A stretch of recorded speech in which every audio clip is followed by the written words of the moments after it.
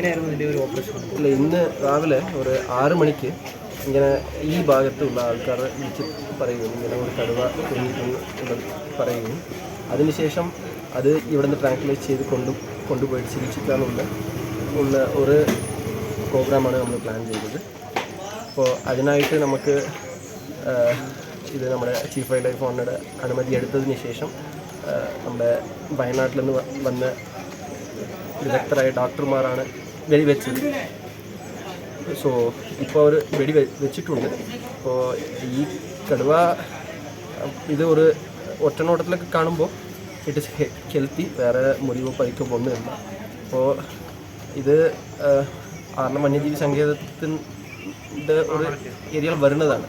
അപ്പോൾ may be ഒരു നമുക്ക് കൃത്യമായിട്ടുള്ള ഡിസ്റ്റൻസ് മേ ബി ഒരു 210 മീറ്റേഴ്സ് ആ ഡിസ്റ്റൻസിലുള്ള ഏരിയ ആണ്.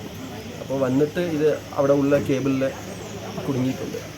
അപ്പോൾ അത് കുടുങ്ങിയത് കൊണ്ടുള്ള ഒരു ചെറിയ ഇതുമുണ്ട്, ചെറിയ ഇഞ്ചുറി ഉണ്ട്, അത് മാത്രമാണ്. നെക്സ്റ്റ് ഇപ്പോൾ ഇത് നമുക്ക് മയക്കോടി വെച്ചിട്ടുണ്ട്.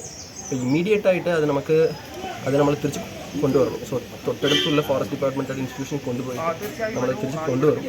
അത് പൂർണ്ണ ആരോഗ്യവാനായതിനു ശേഷം അത് എവിടെ വിടണം എന്നുള്ളത് മിക്കവാറും വന്യജീവി സങ്കേതങ്ങളിൽ നമുക്ക് കൊണ്ടുപോയി വിടുന്നതാണ് നമ്മുടെ ഒരു പ്ലാനായിരിക്കും. അല്ല, വയനാട്ടിൽ ഇവിടെ തന്നെ വന്യജീവി സങ്കേത കേന്ദ്രങ്ങളിൽ വിടാൻ പാടില്ല.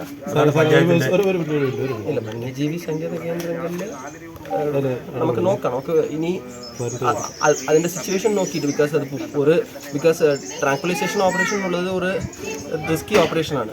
അതിൻ്റെ പൂർണ്ണ ആരോഗ്യത്തിക്ക് അത് വന്നതിന് ശേഷം നമുക്ക് അതിൻ്റെ ഒരു തീരുമാനം നമ്മൾ എടുക്കുന്നതായിരിക്കും. ഇത് എത്ര ഡോസ് ഉണ്ടായിരുന്നു?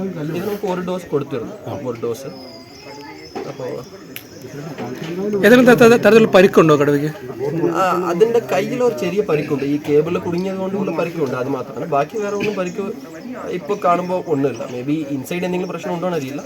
ബട്ട് ഒറ്റനോട്ടത്തിൽ കാണുമ്പോൾ വേറെ ഇറ്റ് ഇസ് ഫുള്ളി ഹെൽത്തി. കടുവയെ വിദഗ്ധ പരിശോധനയ്ക്ക് വിധേയമാക്കുമോ അതോ?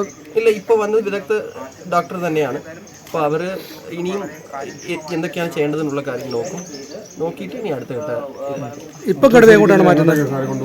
ഇതിപ്പോൾ നമ്മുടെ തൊട്ടടുത്തുള്ള ഫോറസ്റ്റ് സ്റ്റേഷനുകളിലായിരിക്കും. അത് നമ്മുടെ കണ്ടപ്പണത്തിൽ കൊണ്ടുപോയിട്ട് അവിടെ വെച്ച് ചികിത്സിച്ചിട്ട് പിന്നെ അവിടെ നിന്ന് നമ്മൾ മാറ്റി. അല്ല, എനിക്ക് പറയാനുള്ള ഇപ്പോൾ ഇന്ന് രാവിലെ വെളുപ്പിന് റബ്ബർ വെട്ടാൻ പോയ ആളാണ് കടുവ ഇവിടെ കുടുങ്ങിക്കിടക്കുന്നത് കണ്ടത്. അതിനുശേഷം എല്ലാവരെയും വിളിച്ചറിയിച്ചു. ഫോറസ്റ്റ് ഡിപ്പാർട്ട്മെൻറ്റിൽ നിന്നാണ് എന്നെ അറിയിച്ചത്. അവരറിയിച്ചതിന് ശേഷം നമ്മളിവിടെ എത്തി. എന്തായാലും ഈ കടുവയെ ഇവിടുന്ന് പിടിച്ചുകൊണ്ട് ചികിത്സ കഴിഞ്ഞ് കാഴ്ച ബംഗ്ലാവിൽ കൊണ്ടാക്കണം, അല്ലാതെ ഇവിടെ അടുത്തുള്ള ഒരു വന്യജീവി സങ്കേത കേന്ദ്രത്തിലും വെക്കാൻ പാടില്ലെന്നാണ് നമ്മൾ ഡിഫോയോടും ബന്ധപ്പെട്ട ഉദ്യോഗസ്ഥരോടും പറഞ്ഞിരിക്കുന്നത്. അല്ലാത്ത പക്ഷം പ്രശ്നങ്ങളുണ്ടാകും. ഇപ്പം തന്നെ പ്രശ്നങ്ങൾ നാട്ടുകാരുടെ ഭാഗത്തുനിന്ന് കടയിലും കാര്യങ്ങൾ നടക്കുന്നു. ഇത് ഞങ്ങളെ സംബന്ധിച്ച് കൊട്ടിയൂരിനെ സംബന്ധിച്ച് ഈ പ്രദേശത്ത് തന്നെയാണ് കഴിഞ്ഞ പ്രാവശ്യം ഒരാളെ ചവിട്ടിക്കൊന്നത്, അതുപോലെ ഒരാളെ ഇടിച്ച് പരിക്കേൽപ്പിച്ചത്. അങ്ങനെയുള്ള വിവിധങ്ങളായ പ്രശ്നങ്ങൾ നിലനിൽക്കുന്ന കടുവയും പുലിയും എല്ലാ മൃഗങ്ങളും ഇവിടെ ഇറങ്ങി ജനങ്ങൾക്ക് ബുദ്ധിമുട്ടുണ്ടാക്കുന്ന സാഹചര്യമുണ്ട്. അതുകൊണ്ട് ഇതിനെ ഒരു കാരണവശാലും നമ്മുടെ വന്യജീവി സങ്കേത കേന്ദ്രങ്ങളിലേക്ക് വിടാൻ പാടില്ല.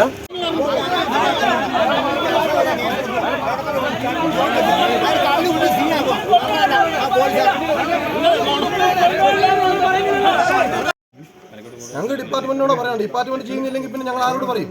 ഇതിന് ഫോറസ്റ്റ് ഡിപ്പാർട്ട്മെന്റ് എന്ന് പറയുന്ന സംവിധാനം ഉണ്ടല്ലോ. ഇവര് മൃഗങ്ങൾ വന്നു കഴിഞ്ഞാൽ മനുഷ്യനേക്കാളും വിലയാണ് മൃഗങ്ങൾക്ക്. ഞാൻ കാണിച്ചു തരാം, എൻ്റെ പറമ്പ് ഞങ്ങൾ കാണിച്ചു തരാം. നിങ്ങൾ സംശയം ഞാൻ നോടെ പറയുന്നത് സ്ഥിരമായി എല്ലാ ജീവികളും ഈ പറമ്പിലുണ്ട്. മനുഷ്യവാസത്തിൽ പിന്നെ ഞാൻ 3 ദിവസം മുന്നേ വെളുപ്പിന് 4 മണിക്ക് മെയിൻ റോഡിൽ ഒരു 10-30 പന്നി. നമ്മളെങ്ങനെ കാപ്പിങ്ങനെ പോവാ?